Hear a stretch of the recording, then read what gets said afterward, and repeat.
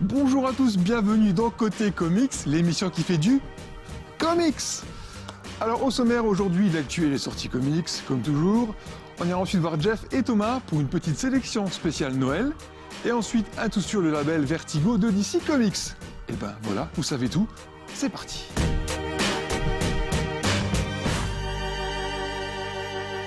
Naviguons ensemble vers l'actu et les sorties comics du mois de décembre.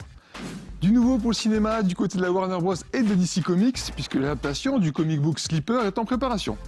Il s'agit d'une série publiée sous le label Wildstorm de 2003 à 2005 par le duo Ed Brubaker et Sean Phillips, qui dépeint les aventures de Holden Carver, un agent infiltré au sein d'une grande organisation criminelle. C'est Ben Affleck, le futur Batman, et Matt Damon qui sont chargés de la production de ce projet en compagnie de Jennifer Todd. Sean Ryan et David Weiner s'occupent eux du scénario, plus d'infos très bientôt. Autre projet encore en phase très précoce de développement, une nouvelle série télé adaptée d'un comic book, et ouais, c'est la mode en ce moment. Il s'agit cette fois de la célèbre série Vertigo, Preacher de Garth Ennis et Steve Dillon. La série serait produite par Sony pour une diffusion sur la chaîne AMC qui possède entre autres The Walking Dead. À la production, on retrouvera le duo Seth Rogen et Evan Goldberg, à qui l'on doit notamment le film The Green Hornet. Et même mieux que ça, puisque Garth Ennis lui-même devrait être consultant et estime que le projet est entre de bonnes mains. On passe aux comics avec l'annonce d'une nouvelle série pour le personnage de Moon Knight, toujours pour All New Marvel Now. C'est le scénariste britannique Warren Ellis qui aura la tâche de redorer le blason de ce héros qui a du mal à convaincre, accompagné au dessin par le prometteur Declan Shalvey. Moon Knight aura un nouveau costume et continuera d'opérer depuis Los Angeles.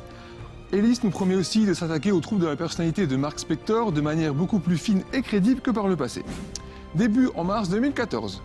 Nouveau chapitre de la saga Daredevil, il y aura pas de nouvelle série numérique, papier, white pas white. Et bien en fait la réponse c'est tout ça en même temps.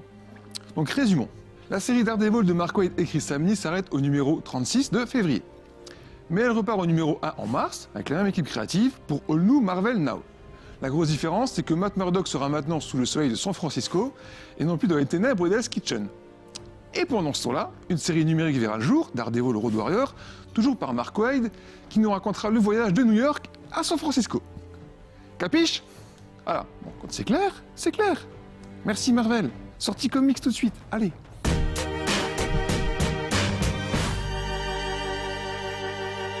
On débute avec une série qu'on n'a pas citée jusqu'ici et qui mérite bien qu'on le fasse. Il s'agit d'une des séries phares du label Vertigo, Fable.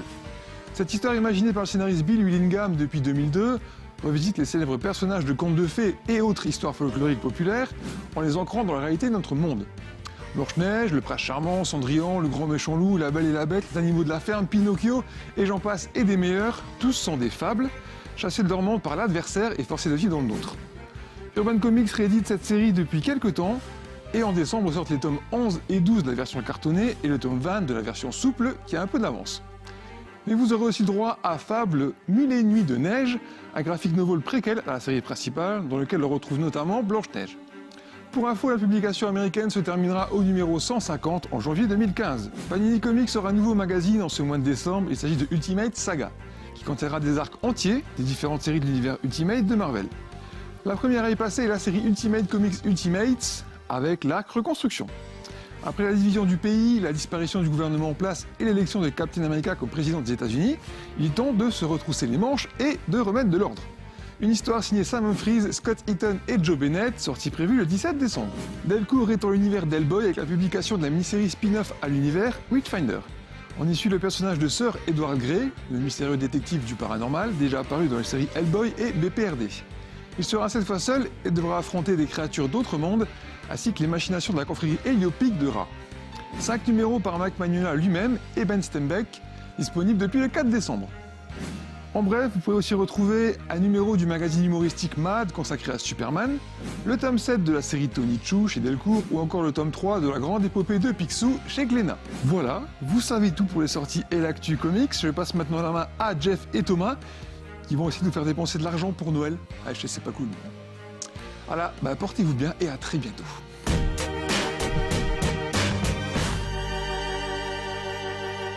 Bonjour à tous, ça y est, on s'approche enfin des fêtes de Noël, alors du coup j'ai rejoint Thomas dans sa boutique pour vous présenter quel cadeau vous pourriez offrir à un lecteur de comics. Par contre, étant donné que ce n'est jamais facile d'offrir un comics à un lecteur de comics, on sait pas trop ce qu'il a, on sait pas trop ce qui lui plaît, on va vous présenter plus des produits dérivés ou des choses pour aller encore plus loin. Et vu que je suis bien élevé, je vais laisser la parole à Thomas vu qu'on est un peu chez lui. À tout à l'heure. Bonjour, je vais commencer cette sélection par quelque chose de vraiment exceptionnel. C'est la biographie d'Alan Moore. Alan Moore, c'est un auteur mythique de comics. Cette biographie lui rend justement hommage, c'est-à-dire que elle est très très belle. On va apprendre plein de choses sur sa vie, sur sa carrière. Il va y avoir même compris dedans un CD avec des chansons qu'il fait, parce qu'il fait de la musique maintenant. Il va y avoir également de nombreuses planches de pas mal de ses œuvres, dont certaines n'ont jamais été traduites en français, donc ça donne vraiment une vision intéressante de tout son univers. Alors je vais commencer par le dico des super-héros, en fait, qui fait 25 €, qui est chez Mouton Électrique, qui est assez intéressant en fait parce qu'il ne se limite pas qu'aux super-héros, on va dire, de comics, c'est-à-dire qu'il touche à plusieurs univers. Alors par exemple, dedans vous avez trouvé les G.I. Joe, mais aussi des super-héros, on va dire, de jeux vidéo, comme par exemple Megaman. Un tout petit bémol, traduction oblige, certains super-héros seront peut-être assez délicats à trouver pour ceux qui viennent de se mettre dans les comics. Par exemple, Martian Manhunter est noté en tant que Martian Manhunter, alors que techniquement, à présent, il s'appelle le Limier Martien chez Urban Comics. Donc quelques petits bémols, mais sinon, au niveau des définitions en elles-mêmes des super-héros, elles sont quand même assez classes, avec des années, des précisions, une ou deux petites anecdotes, quelques illustrations. C'est vraiment très sympa, je pense que ça peut faire plaisir. Donc, comme j'ai parlé tout à l'heure de l'excellent Alan Moore, je vais montrer une figurine qui est tirée d'un de ses comics également cultes. Il s'agit de Killing Joke. Donc c'est une figurine du Joker, bien sûr, parce que Joker c'est le héros de Killing Joke. Ne cherchez pas le comics Killing Joke, il sera réédité que en début d'année prochaine. Par contre, cette figurine fabriquée par Kotobukiya est vraiment magnifique. Elle coûte un peu plus d'une centaine d'euros. Elle est vraiment très bien. Alors mon petit suivant, c'est les trésors de Spider-Man à 60 € chez Hors Collection. Alors je vous l'avais déjà cité dans une autre émission, mais j'en avais pas énormément parlé, je l'avais pas détaillé. Donc en gros, ça retrace un peu tout ce qui touche à Spider-Man, mais d'un côté un peu plus historique, c'est-à-dire comment il a été créé, etc. Quelles ont été les premières étapes. Ensuite, on va suivre Spider-Man au fil, on va dire, de ses aventures, c'est-à-dire les plus grosses sagas. On va parler aussi un peu des films, et le tout est entouré de pas mal de produits dérivés, comme par exemple tout ce qui est cartes postales, posters, images autocollantes. C'est vrai que c'est assez sympa et ça change un peu du quotidien. Il y a même un masque, donc je pense que pour les fans de Spider-Man, ça peut être vraiment pas mal. Pour finir ma sélection, je vais vous montrer plusieurs choses un peu différentes. Pour rester dans le comics pur, il y a eu cette année, suite forcément au succès du film Iron Man 3, il y a eu beaucoup de figurines qui sont sorties, des vraiment magnifiques. Il y en a un peu pour tous les prix, mais je trouve qu'ils en ont fait des figurines à des prix plutôt raisonnables, autour d'une centaine d'euros. Il y a pas mal de modèles vraiment très sympas. Et pour changer un petit peu, il y a des figurines Star Wars qui sont sorties, qui sont très bien. Alors c'est des figurines, il y a notamment Yoda qui vient de sortir, c'est fabriqué par Atacus. Atacus c'est une société française. Donc ça c'est des figurines limitées à 1500 exemplaires, c'est 55 € il me semble, ce qui est plutôt un prix raisonnable pour des figurines de cette qualité. Ils avaient également sorti dans la même gamme Dark Vador, un peu plus cher, fait à 3000 exemplaires il me semble. C'est vraiment des super pièces, faites par une société française, on peut le signaler.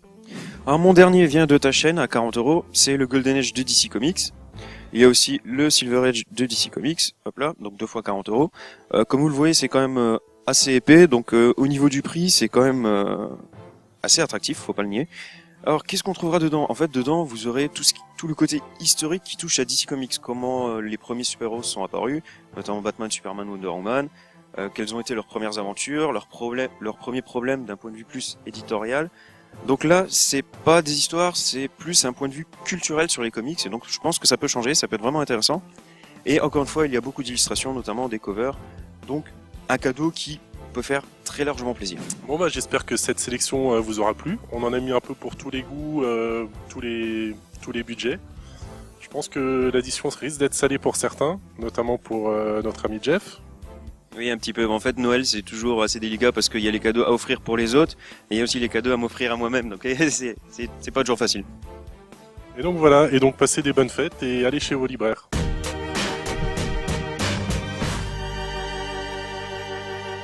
Vertigo ou le Comte Vertigo est un personnage de DC Comics, ennemi de Green Arrow. Mais aujourd'hui, on va surtout s'intéresser à un autre Vertigo, à savoir la filiale de DC Comics qui a été fondée en 1993 par Karen Berger, dans le but de produire des comics fantastiques plus adultes, ce qui peut impliquer plus de violence et ou plus de sexe. Chose intéressante, vu que c'est une filiale de DC, il n'est pas rare de voir des personnages de DC Comics intervenir dans les histoires de Vertigo. Même si je ne vais pas vous parler de tous les comics de Vertigo, comme d'habitude, la filiale est connue pour produire des comics de qualité, donc n'hésitez surtout pas. Le tout est édité actuellement par Urban Comics qui a également les droits de DC. Et on va commencer par American Vampire, toujours en cours actuellement aux États-Unis, scénarisé par Scott Snyder, avec Monsieur Stephen King pour le premier arc, et dessiné par Raphaël Albuquerque. On se retrouve dans l'Amérique de la fin du 19e siècle, où le bandit Skinner Sweet est freiné dans sa tentative d'évasion par un vampire venu du vieux continent. Laissé pour mort, il revient à la vie en tant que vampire, mais surtout d'une race plus évoluée. Des années plus tard, à Los Angeles, il contamine en son tour la jeune Pearl Jones afin d'en faire le second vampire de cette nouvelle espèce, plus puissante, plus redoutable et surtout capable de se déplacer même lorsque le soleil est très haut dans le ciel. La volonté première des auteurs était de dégager une fois pour toutes le côté romantique des vampires, réinstallé par Twilight notamment, que les auteurs détestent, pour replacer le vampire dans le rôle du monstre assoiffé de sang. Autrement dit, à travers de superbes dessins, vous aurez droit à de la crasse, beaucoup de crasse même, des corps déchiquetés et tout plein de sang, mais aussi de la manipulation, de l'immoralité et du sadisme. Accessoirement, c'est aussi un bon moyen de réviser vos cours d'histoire si vous devez étudier les États-Unis notamment. Next, 100 Bullets par Brian Azzarello et Eduardo Risso, qui se compose de 100 numéros, soit 18 tomes en France. Le principe est simple, il y a un mec qui arrive et te dit « Salut, ça va ?» Bien, et si je te disais que je peux te donner l'occasion de te venger de toutes les crasses que l'on t'a fait subir par le passé? Et si je te disais aussi, et je peux te l'assurer, vraiment te l'assurer, de ne pas en subir les conséquences, est-ce que tu te vengerais? Voilà, c'est ça 100 Bullets. C'est l'agent Graves qui donne à différentes personnes une arme, 100 balles, totalement intraçable et des preuves irréfutables pour montrer quelle personne est responsable de leur malheur. Bien sûr, l'agent Graves a ses propres motivations. Un comics récompensé pas moins de 6 fois, un scénario original, de grande qualité, et servi par des dessins au top. What else? Et enfin, Y, le dernier homme par Brian K. Vaughan et Pia Guerra. Le principe est encore une fois très simple. Un jour, tous les porteurs du chromosome Y, autrement dit tous les mâles de la planète, meurent d'un seul coup. Tous, à l'exception de Yorick, un maître de l'évasion et un singe du nom d'Esperluette. Autrement dit, il n'y a plus qu'un seul homme sur Terre. Hé, je vois ce que vous avez en tête, les hommes. Non, ça ne serait pas correct par contre. Bon, pas grave. Dans tous les cas, vous vous trompez. Rien à voir avec ce que vous avez en tête, puisque les femmes ne veulent pas du tout se battre pour le dernier homme. A l'inverse, elles se réorganisent, gouvernent le monde et pensent que si tous les hommes ont disparu, ce n'est pas pour rien et qu'elles doivent éliminer le fameux dernier homme. Du coup, notre pauvre Yorick doit constamment se cacher, voire se déguiser pour éviter de se faire massacrer. C'est un comics qui a eu aussi de nombreuses récompenses avec de très bons dessins, un découpage intéressant et de nombreux retournements de situation. Personnellement, c'est mon préféré des trois. 3 tomes à ce jour. Voilà pour le petit tour de Vertigo. Pour ceux qui connaissent déjà ces titres, je ne peux que vous conseiller de lire les incontournables Scalped, Sandman ou V pour Vendetta si ce n'est pas déjà fait. C'est terminé pour aujourd'hui, je vous souhaite à tous de très bonnes lectures, une excellente soirée et n'oubliez pas de nous rejoindre sur Facebook. Vous tapez Côté Comics sur Facebook, vous nous dites quels sont vos comics préférés et nous on vous met tout plein de petits cœurs comme ça partout. Voilà, salut tout le monde, bonne soirée!